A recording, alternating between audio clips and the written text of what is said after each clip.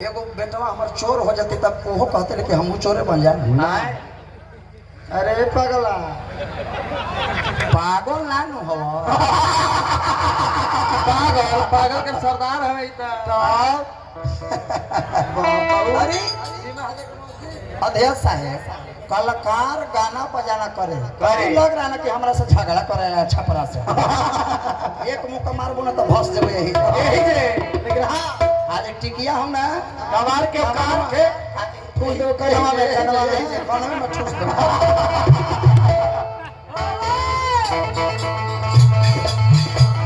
अरे खोरी ले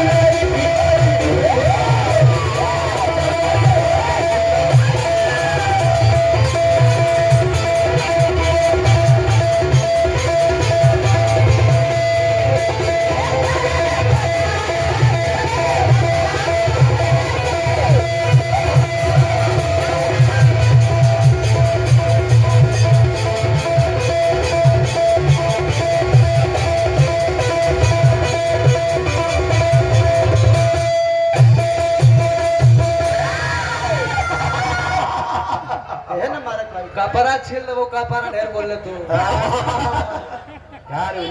लालू यादव जी प्रधाना निवासी ए जे प्रधाना हमारे गो बहिनो बड़ी हमरा मेहमान साहब भी आइल बड़े हार्दिक स्वागत अभिनंदन करो। देखो गीत संगीत नृत्य गायन वादन चंद्रितम ये तीनों के पारस्परिक संबंध को हम संगीत कहते हैं। गायन बने गाना, संगीत बने बजाना, नृत्य बने नाचना।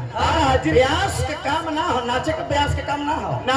नचनिया हमहू ले कैल बने तोहू ले कैल बड़ा नचनिया कंपटीशन करे कि के कितना नाचे में बढ़िया बा। एकर कमर में ग्रीसिंग मारल बा, लपो लपो कमर कर ना केकर डांड तुड़ल बा, केकर डांड तुड़ल बा कमर। ई देखी ना पंखा लगे थे कि ज्योति मोरिया बैठल है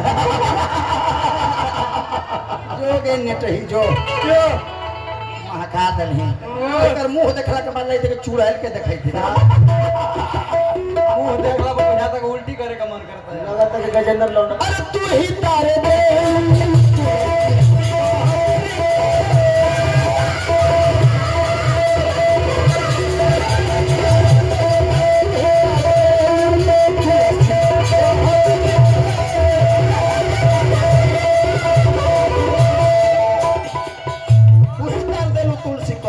जिनके घरे महतारी